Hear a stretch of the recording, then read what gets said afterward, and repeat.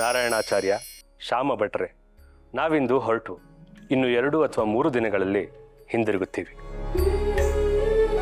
ನಾರಾಯಣ, ನೀನು ವಿದ್ಯಾರ್ಥಿಗಳ ಕಡೆ ಸ್ವಲ್ಪ ಹೆಚ್ಚಿನ ಗಮನ ಕೊಡು. ಇತ್ತೀಚೆಗೆ ಮಠಕ್ಕೆ ಕಲಿಯಲು ಬರುವ ವಿದ್ಯಾರ್ಥಿಗಳ ಸಂಖ್ಯೆ ಹೆಚ್ಚಾಗುತ್ತಿದೆ. ಹೌದು ಗುರುಗಳೇ, ಶ್ರೀಮಠದ ಕೀರ್ತಿ ಎಲ್ಲ ಕಡೆ ಹಬ್ಬಿದೆ. ಹಾಗಾಗಿ ಇಲ್ಲಿ ಕಲಿಯಬೇಕು ಎಂಬ ಆಸಕ್ತಿ ವಿದ್ಯಾರ್ಥಿಗಳಲ್ಲಿ ಹೆಚ್ಚಾಗುತ್ತಿದೆ. ಹೌದು, ಇದಕ್ಕೆ ಕಾರಣ ನಮ್ಮ ಗುರುಗಳು. ಅವರ ಕನಸು ಈ ಮಠ. ನಾವು ಅವರ ಕನಸನ್ನ ನನಸು ಮಾಡಬೇಕಾಗಿದೆ. ಅವರ ಆಶಯದಂತೆ ಈ ಮಠ ಮುಂದೆ ಲೋಕಪ್ರಸಿದ್ಧವಾಗಲಿದೆ. ಶ್ಯಾಮ ಭಟ್ರೆ, ಈ ಮಠದ ಪಾರುಪತ್ಯದಾರಿಕೆ ನನ್ನಿಂದ ಹೇಗೆ ಸಾಧ್ಯ ಎಂದು ಹೇಳುತ್ತಿದ್ದೀರಿ? ನೋಡಿ, ನಮ್ಮ ಪ್ರಯಾಣವನ್ನು ಎಷ್ಟು ಅಚ್ಚುಕಟ್ಟಾಗಿ ವ್ಯವಸ್ಥೆ ಮಾಡಿದ್ದೀರಿ. ಗುರುಗಳೇ, ನಿಮ್ಮಿಂದ ಹೊಗಳಿಸ್ಕೊಳ್ತಾ ಇರೋದಕ್ಕೆ ಕಾರಣ ಆ ಮೂಲ ರಾಮ. ನಿಜ ಹೇಳಬೇಕು ಅಂತಂದರೆ ನನ್ನಿಂದ ಈ ಕಾರ್ಯ ಹೇಗೆ ಸಾಧ್ಯ ಆಯಿತು ಅಂತ ನನಗೆ ಆಶ್ಚರ್ಯ ಆಗ್ತಾ ಇದೆ. ಇಚ್ಛಾಶಕ್ತಿ ಇದ್ದರೆ ಎಲ್ಲವೂ ಸಾಧ್ಯ ಶ್ಯಾಮ ಭಟ್ರೆ. ನಿಮ್ಮ ಆಶೀರ್ವಾದ, ಮೂಲರಾಮನ ಅನುಗ್ರಹದಿಂದ ಈ ದೇಹಕ್ಕೆ ಹೊಸ ಚೈತನ್ಯ ಬಂದಿದೆ ಗುರುಗಳೇ.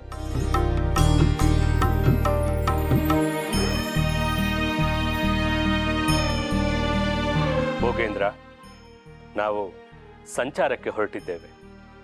ಬರುವುದು 2-3 ದಿನಗಳಾಗಬಹುದು. ಮಠದಲ್ಲಿ ಯಾವುದೇ ರೀತಿಯ ಅಚಾತುರ್ಯ, ಗೊಂದಲಗಳಾಗದೆ ಹಾಗೆ ನೋಡ್ಕೊ. ಹಾಗೆ ಆಗ್ಲಿ ಗುರು. ಶ್ರೀಹರಿ.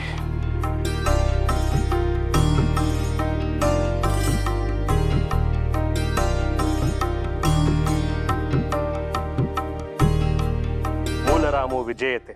ಮೂಲರಾಮೋ ವಿಜಯತೆ. ಮೂಲರಾಮೋ ವಿಜಯತೆ. ಮೂಲರಾಮೋ ವಿಜಯತೆ. ಮೂಲರಾಮೋ ವಿಜಯತೆ. ಮೂಲರಾಮೋ ವಿಜಯತೆ.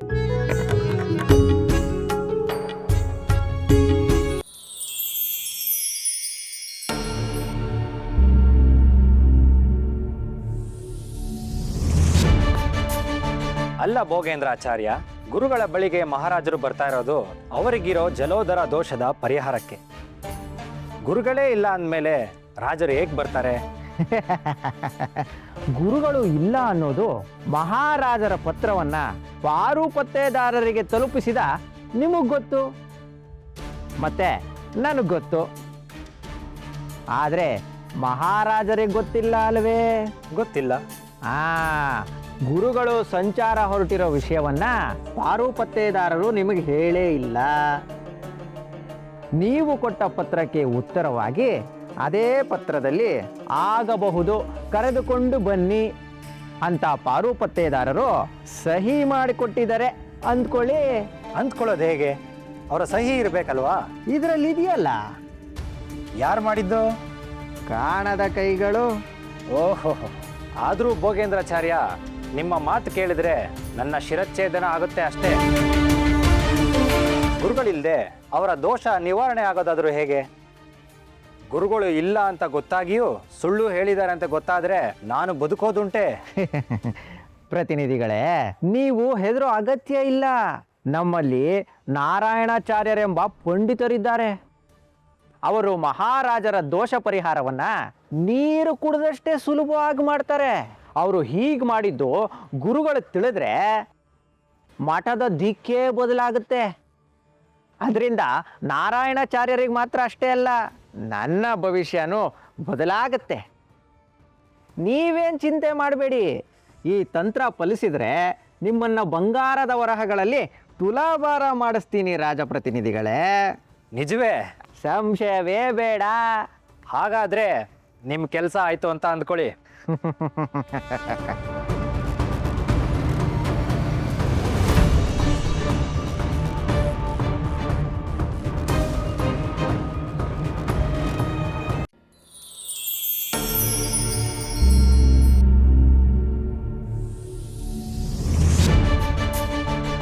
ಹೇಗಿದೆಯೋ ನಿನ್ನ ಭಿಕ್ಷುಕನ ಅವತಾರ? ನನ್ನ ವಾಸನೆ ನನಗೆ ತಡಿಯೋಕ್ಕಾಗ್ತಿಲ್ಲ. ಪಾಪ ಭಿಕ್ಷುಕರು ಅದು ಹೆಂಗೆ ತಾನೇ ಆ ವಾಸನೆ ತಡ್ಕೊಂಡಿರ್ತಾರೋ. ಅದು ಸರಿ, ನನಗೇನು ಅವತಾರ? ಅಲ್ಲೇ ಇರೋದು ವಿಚಾರ. ಅದೇನದು? ತಗೋ ಇದು. ಏನಿದು? ತಿಂದಿಲ್ಲ ಅಂದರೆ ಹೇಳ್ತೀನಿ. ಅದೇನಿದೆ ತಿನ್ನಲ್ಲ ಹೇಳಿ. ಏನಿದು? ವಿಷ.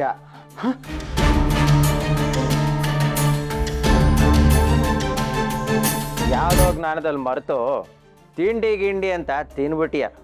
ತಿಂದರೆ ನೆಗದು ಬಿದ್ದು ಹೋಗ್ತೀಯ. ಇದನ್ನು ಜೋಪಾನವಾಗಿ ಇಟ್ಕೊಂಡು ಇದೇ ಭಿಕ್ಷುಕನ ವೇಷದಲ್ಲಿ ಕಾವೇರಿ ಪಟ್ಟಣಕ್ಕೆ ಹೋಗು.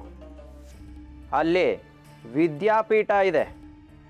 ಅದರಲ್ಲಿ ವಾಮನಾಚಾರ್ಯ ಅಂತ ಒಬ್ಬ ಇದ್ದಾನೆ. ಅವನಿಗೆ ಕೊಟ್ಟು ಬರಬೇಕು. ವಿಷ ಕುಡಿಯೋವಂಥದ್ದೇನಿದೆ ಅವ್ರಿಗೆ? ಮುಚ್ಚೋ ಬಾಯಿ. ಉಂಡು ಎಲೆ ಎತ್ತು ಅಂದರೆ ಉಂಡೋರ್ ತಲೆ ಎಣ್ಸೋ ಕೆಲಸ ನಿನಗೆ ಯಾಕೋ? ಕೂಲಿ ಕೊಟ್ಟಿದ್ದೀನಿ, ಹೇಳ್ದಷ್ಟು ಕೆಲಸ ಮಾಡು. ಅಧಿಕ ಪ್ರಸಂಗ ಮಾಡಬೇಡ. ಆಯ್ತು ಆಚಾರ್ಯರೇ, ಅವ್ರೇನಾದ್ರು ತಗೊಳ್ಳಿಲ್ಲ ಅಂದರೆ?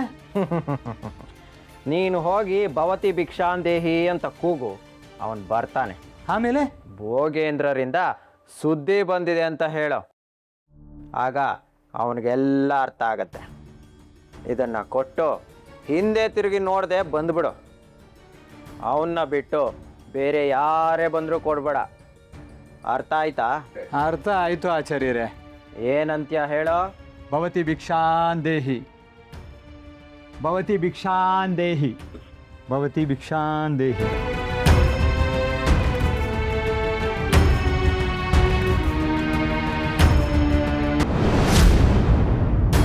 ಆ ಮುದಿ ಬಟ್ಟ ಗುರುಗಳು ಹೊಗಳಿದ್ರು ಅನ್ನೋ ಒಂದೇ ಒಂದು ಕಾರಣಕ್ಕೆ ಈಗ ತಾನೇ ಮೀಸೆ ಬಂದಿರೋ ಹುಡುಗನ್ ಥರ ಆಡ್ತಾ ಇದ್ದಾನೆ ಗೋವಿಂದ. ನಿಮಗಿನ್ನ ಮೀಸೆ ಬಂದಿಲ್ಲ, ಅದಕ್ಕೆ ಹೊಗಳಿಲ್ಲ. ಮುಚ್ಚೋ ಬಾಯಿ. ಈಗ ಖುಷಿಲಿರೋ ಮುದುಕ ಮಠದ ಪಾರು ಪತ್ತೇದಾರಿಕೆ ಸಾಕಪ್ಪ ಸಾಕು ಅಂತ ಕೈ ತೊಳ್ಕೊಂಡು ಚಾಪೆ ಹಾಸ್ಕೊಂಡು ಮಲ್ಕೋಬೇಕು. ಆ ರೀತಿ ಆಗತ್ತೆ, ನೋಡ್ತಾ ಇರು.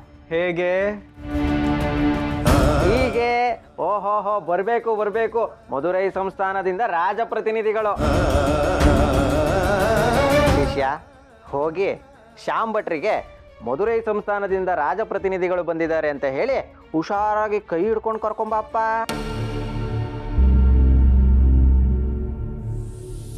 ನನಗೇನೋ ಸಮಸ್ಯೆ ಆಗಲ್ಲ ತಾನೆ? ಸಮಸ್ಯೆಗಳ ಸೃಷ್ಟಿಕರ್ತಾನೆ ನಾನು. ನಿಮಗೆ ಸಮಸ್ಯೆ ಆಗೋದಕ್ಕೆ ಬಿಟ್ಬಿಡ್ತೀನಾ? ಈ ಗೋವಿಂದ ಇಲ್ಲಿರ್ಬೇಕಾದ್ರೆ ಚಿಂತೆ ಯಾಕೆ ಗೋವಿಂದ? ಎಲ್ಲ ಗೋವಿಂದ ಗೋವಿಂದ. ಓಹೋಹೋ, ಬರಬೇಕು ಬರಬೇಕು. ಶ್ಯಾಮ್ ಭಟ್ರು ನಿಮ್ಮನ್ನ ಕಾಣೋದಕ್ಕೆ, ಅಂದ್ರೆ ಮಠದ ಹಾಲಿ ಪಾರುಪತ್ಯೆದಾರರನ್ನ ಕಾಣೋದಕ್ಕೆ ಮಧುರೈ ಸಂಸ್ಥಾನದಿಂದ ರಾಜಪ್ರತಿನಿಧಿಗಳು ಬಂದಿದ್ದಾರೆ. ಏನು ವಿಷಯ? ಏನು ವಿಷಯ ಅಂತ ಕೇಳ್ತಾ ಇದ್ದೀರಾ? ಮಹಾರಾಜರು ಮಠಕ್ಕೆ ಬರ್ತಾ ಇದ್ದಾರೆ. ಏನು? ಗುರುಗಳು ಇಲ್ಲದೆ ಇರೋ ಸಮಯದಲ್ಲಿ ಮಹಾರಾಜರು ಮಠಕ್ಕೆ ಬರ್ತಾ ಇದ್ದಾರೆ. ಈ ವಿಷಯ ನನಗೆ ತಿಳಿದೇ ಇಲ್ವೇ? ಅರೆ, ಈ ವಿಷಯ ಮಠದ ಪಾರುಪತ್ಯೆದಾರರಿಗೆ ಗೊತ್ತಿಲ್ವಂತಲ್ಲ ಗೋವಿಂದ. ಏನು ಈ ರೀತಿ ಹೇಳ್ತಾ ಇದ್ದೀರಾ? ಮಹಾರಾಜರು ಮಠಕ್ಕೆ ಬರೋದಾಗಿ ಪತ್ರ ಕಳಿಸಿದಾಗ ನೀವು ಒಪ್ಪಿಗೆ ಸೂಚಿಸಿ ಅದಕ್ಕೆ ಉತ್ತರ ನೀಡಿದ್ದೀರಿ.